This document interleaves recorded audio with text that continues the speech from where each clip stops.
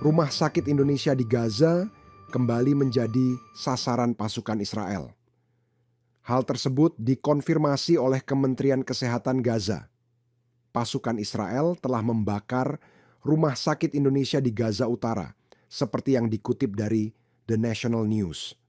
Tidak hanya itu, pasukan Israel juga sengaja memutus aliran listrik di RS Indonesia. Ini menyebabkan banyak pasien yang dirawat kehabisan oksigen. Dengan akses yang terbatas karena pengepungan Israel, staf rumah sakit terpaksa menguburkan jenazah di dalam kompleks medis. Staf rumah sakit juga kewalahan karena korban tewas yang terus bertambah.